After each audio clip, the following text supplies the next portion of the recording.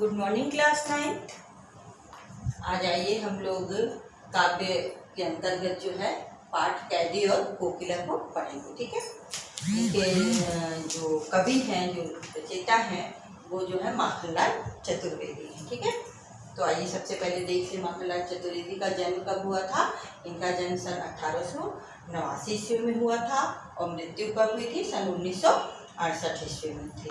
रचनाएं जो है इनकी हिम किरीटन, साहित्य वेदना, हिम तरंगिनी और विंडी लो मुझे धरा, ये इनकी कुछ रचनाएं थी। ठीक है।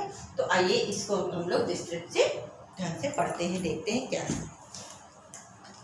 माखनलाल चतुर्वेदी। माखनलाल चतुर्वेदी का जन्म जो है मध्य प्रदेश के होशंगाबाद जिले के बाबई गांव में सन 1889 ईस्वी में हुआ था। कहाँ हुआ था इनका? मध्य प्रदेश के होशंगाबाद शहर में हुआ था। ठीक है।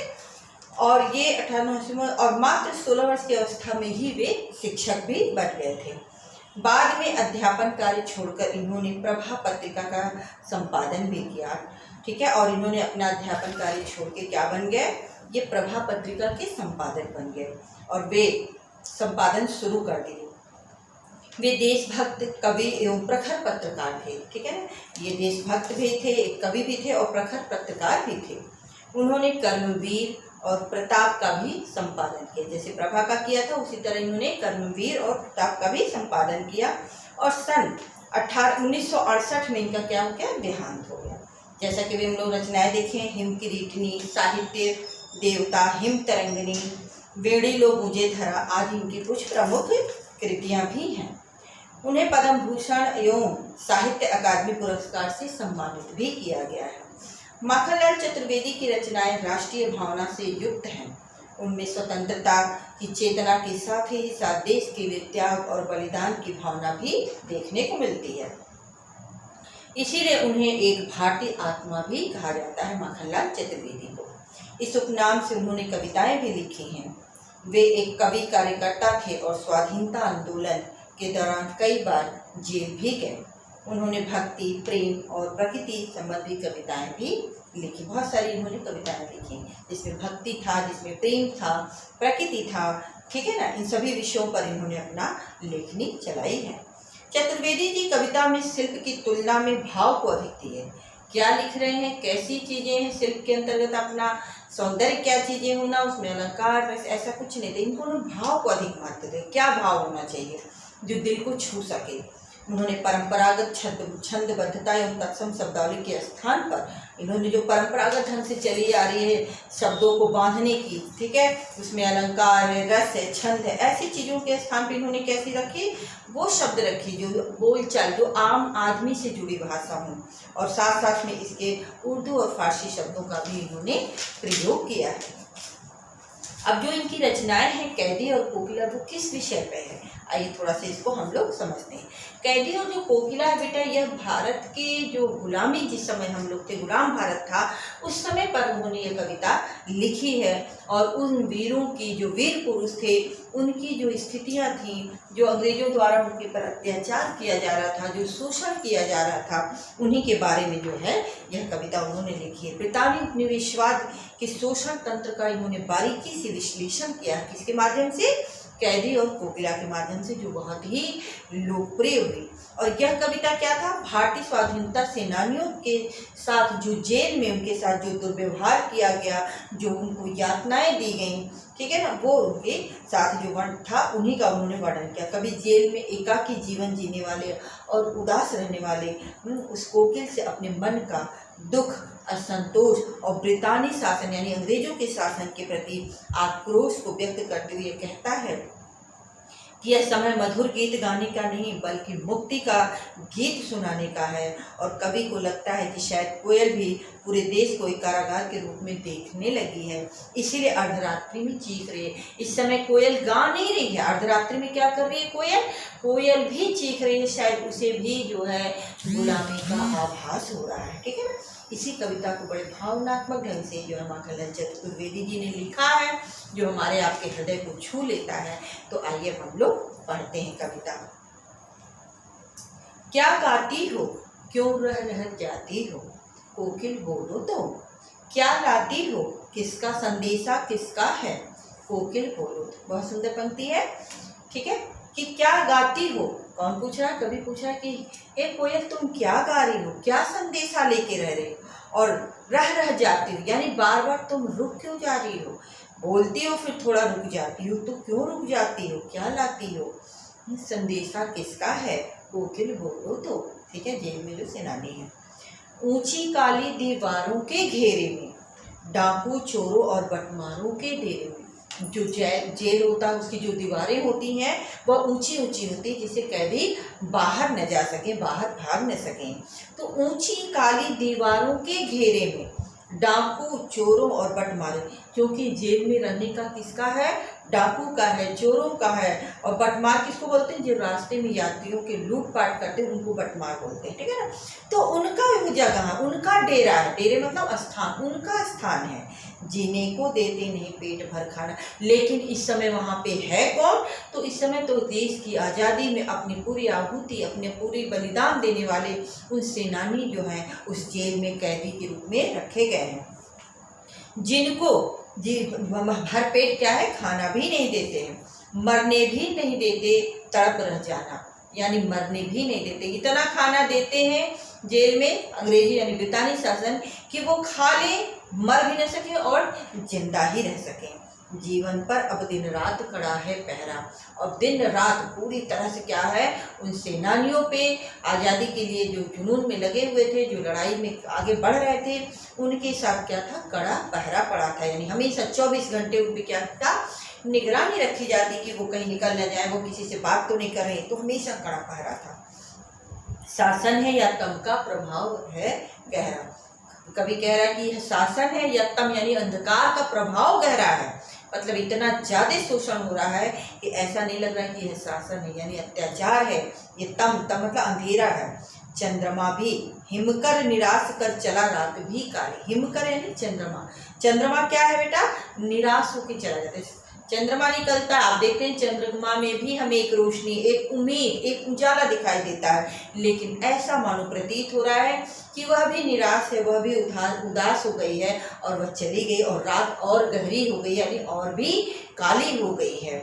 इस समय काली माँ मई जगी क्यों आली, हे सखी इस समय तुम क्यों जगी हो, काली माँ मई जगी क्यों आली यानी हे सखी तुम क्यों जगी हो, तुम क्यों जगी हो, क्यों भूख पड़ी है वेदना बोझिल वाली सी, कोकिल बोलो तो क्या लूटा।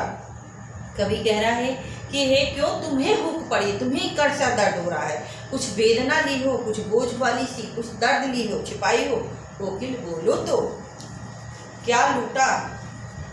मृदुल वैभव सी रखवाली सी, कोकिल बोलो, तुम्हारी जो आवाज़ है वो कितनी मृदुल है, जो सबको जो है खुश कर देती है, लेकिन जो सबको मृदुल वैभव की रखवाली सी, कोकिल बोलो, जो सबको शांत खुशहाल रखता है, उस कोयल की बोली में भी क्या दिखाई दे रही है, चीख दिखाई दे रही है। किस रात में, अर्धरात्रि में।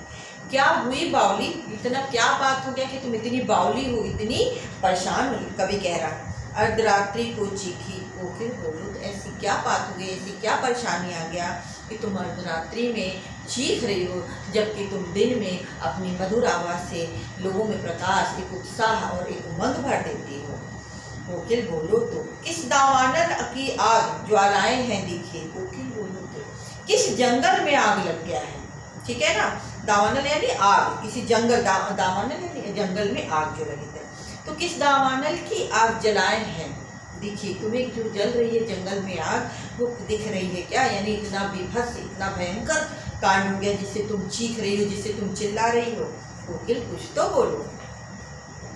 क्या देख न सकती जंजीरों का कहना, हथकड़ियाँ क्यों यह ब्रिटिश राज का कहना, कोल्हों का चरक चों जीवन की तान, गिट्टी पर उंगलियों ने लिखे गान, है मोट खींचता लगा पेट पर जुआ, खाली करता है ब्रिटिश अकड़ का कुआं, दिन में करुणा क्यों जागे रुलाने वाली, इसलिए रात में गजब उठा रही है आली। क्या देख न सकती जंजीरों का गहना, क्या ये जो जंजीरों यानी जो कैदी के रूप में इन सेनानियों को जेल में डाल दिया गया है और जंजीरों का गहना उनमें यानी उनमें हाथ पैर में लोहे का सीकड़ बांध दिया गया है, हथकड़ियाँ पहना दी गई हैं, ये क्या है? यह जो है गहना है, किसका गहना है? ये ब्रिटिश राज का गहना है जो इन हमारे सेनानियों को पहना दिया गया है। और कोल्हू का चरक चूम, यानी जो है क्या है कि जो कोल्हू को, गाय को बांधते हैं, कोल्हू को चरक में चूमे और उसमें जो तान आती है, जो आवाज़ निकलती है, ऐसा लग रहा है कि उनके अंदर, सेनानियों के अंदर भी वही आवाज़ निकल रही है चरक चूम का जो है। गिट्टी पर उंगलियों ने लिखे गान, और ऐसा लगता है कि उस गिट्टी जो है जेल में पड़ी हुई, उन पे लग रहा है उंगलियों से गान लिखे गए हैं। मोट खींचता लगा पेट पर जिगरा, और जैसे बैलों के कंधे पर मोट रखा जाता है, वैसे ही इन पे जो है इनके साथ अत्याचार किया जा रहा है। और लगता है जैसे इन पे उसी तरह का जैसे बैलों के साथ व्यवहार किया जाता है क्रूरता के साथ, वैसे ही इनके साथ भी किया जा रहा है। खाली करता हूँ ब्रिटिश अकड़ का धुआं, लेकिन फिर भी ऐसा लग रहा है कि ब्रिटिश जो खाली करता हूँ, ब्रिटिश अकड़ का जो कुआं है, ब्रिटिश अकड़ का गहरा, जो उन्होंने अंधकार मचा दिया, जिन्होंने इतना अत्याचार किया, उनको खाली कर रहे हैं, यानी उनको अंदर से निकाल रहे हैं, उनको बाहर फेंकने का पूरा प्रयास कर रहा है। दिन में करुणा क्यों जगे रुलाने वाले, लेकिन दिन में क्यों जग रहा है करुणा? ऐसा प्रतीत हो रहा है कि जो है आदमी रोने लगेगा, इसलिए रात में गजब ढा रही है आलू। दिन में तो दुख ही है, दिन में तो तुम्हारी आवाज़ आ ही रही है चीखने चिल्लाने की, इस रात्रि में भी तुम्हारी आवाज़ ऐसी आ रही है जो मन को, जो वेदना जो है और भी बढ़ जा रही है, यानी और भी परेशानी होने लग रही है, और भी आदमी का मन बेचैन और परेशान हो रहा है। इस शांत समय में अंधकार को बेद रो रही हो क्यों? क्योंकि रात्रि के समय एकदम शांत रहता है, सब लोग सोए रहते हैं, सब लोग आराम करते हैं, पर तुम्हारी आवाज़ दिन में तो थी, लेकिन तुम्हारी आवाज़ रात में और भी क्या लगती है? रो रही हो, जैसे लग रहा है अंधकार को बेध रही है, बेध के चीर के तुम्हारी आवाज़ आ रही है, यानी इतनी तकलीफ दे, अंग्रेजों का इतना अत्याचार और जो शोषण है वह साफ साफ दिखाई दे रहा है। चुपचाप मधुर विद्रोह बीज इस भांति बो रही क्यों तुम? कोकिल बोलो, चुपचाप, तुम कुछ नहीं कर सकती, लेकिन तुम्हारी आवाज़ ही जो है क्या कर रहा है? मधुर विद्रोह कर रहा है। तुम जो है जो आवाज़ निकाल रही हो, जो बोल रही हो, वो क्या कोकिल, वह कोयल, वह तुम्हारा विद्रोह का ही आवाज़ है, यानी तुम भी अपना जो है अत्याचार और इनके प्रति अपना विरोध प्रकट कर रही हो। काली तू रजनी भी काली, शासन की करनी भी काली, काली लहर कल्पना काली, टोपी काली कमली काली, पहरे की हुंकृत की ब्याली, तिस पर है गाली ये आली। ठीक है ना? क्या करें, अंग्रेज शासन के खिलाफ जो है विद्रोह कर रहे हैं और अपनी भावनाओं को व्यक्त कर रहे हैं माखनलाल चतुर्वेदी। इन पंक्तियों में उन्होंने बड़ा सुंदर लिखा है उस शासन के, अंग्रेजों के शासन के बारे में, कि काली तू रजनी भी काली, क्या है? काली तुम भी हो, और रजनी यानी रात्रि भी काली है, शासन की करनी भी काली है, और जो शासन के कार्य हैं, जो उनके व्यवहार है, वो भी कैसे है? काली है, यानी पूरी तरह से कालीमा युक्त है, यानी अत्याचार जो बिल्कुल पूरी तरह से दिखाई दे रहा है। काली लहर कल्पना काली, काली लहर भी है, ठीक है, पानी में जो देखेंगे तो वो भी जो है कैसा दिखाई देता है? काली दिखाई। कल्पना भी काली, जो स्वप्न देखते हैं वो भी ऐसा लग रहा मानो काली है। मेरी काल कोठरी काली, और जो जिस काल कोठरी में जिसमें हम लोग बैठे हैं, जिस जेल में बैठे हैं, वह भी काला, यानी पूरा अंधकार काला काला सा दिखाई दे रहा है। टोपी भी काली, कमली भी काली, जो टोपी है वह भी काली जो लगाने के लिए दिया गया है, और जो कंबल ओढ़ने के लिए दिया गया वो भी क्या है? काली ही है। पहरे की मेरी लौह श्रृंखला काली, और जो मुझे लौह श्रृंखला यानी जो लोहे की जो पहनाए गए हैं हाथ में और पैरों में, वह भी क्या है? काली है। पहरे की हुंकृत ब्याली, और जो पहरेदार हैं, जो हुंकृत उनकी जो आवाज़ लग रही है वह भी ब्याली, यानी दुख देने वाली है, कष्ट देने वाली है। तिस पर है ये गाली आले, तिस पर की क्या है? यह गाली जैसा महसूस हो रहा है सखी, ऐसे लग रहा है उनकी शासन व्यवस्था पूरी तरह से कलंकित है, पूरी तरह से काली है। इस काले संकट सागर पर मरने की मधुमाती है, कोकिल बोलो तो। और इस काले संकट पर सागर जैसा विशाल जो इन अंग्रेजों का अत्याचार है, इस संकट के समय में इस पे ऐसा लगता है मरने की मधुमाती, आप मरने के लिए तुम बेचैन हो रही हो, परेशान हो रही हो, यानी बार बार उद्वेलित कर रही हो। कोकिल बोलो तो, क्यों कर रहे हो तैराती? कोकिल बोलो तो, क्यों तुम्हारी आवाज़ जो गूंज रही है चारों ओर से? कोकिल कुछ तो बोलो।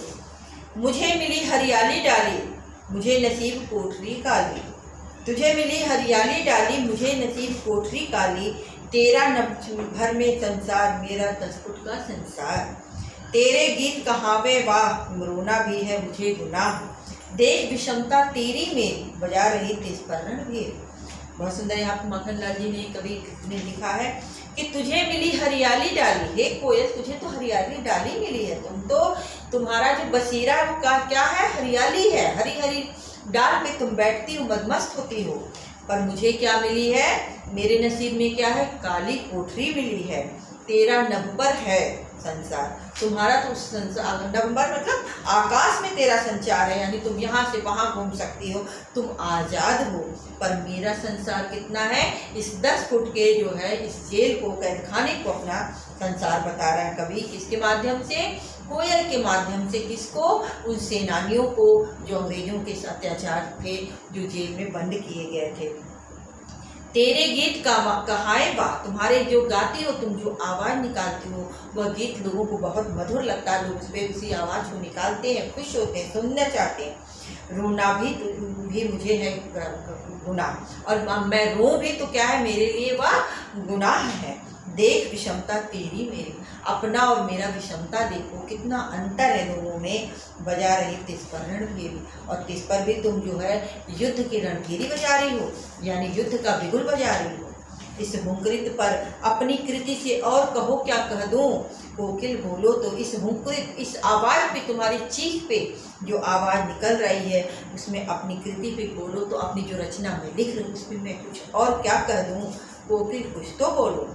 मोहन के व्रत पर प्राणों का आसो किसने भर दो, कोकिल बोलो तो। यानी जो है मोहन, यानी जो है मोह ले उस व्रत पर, जो ठीक है, प्राणों का आंसू दवा के रूप में भर दो, कोकिल कुछ तो बोलो। जो ये दुख है, जो ये पीड़ा है, ऐसा लग रहा व्रत है, एक तपस्या है, एक त्याग है, क्या करूँ, आंसू उस पर एक जो है दवा यानी घाव भर दूँ, कोकिल कुछ तो बोलो। ठीक है, तो आपकी कविता यहीं पे खत्म होती है।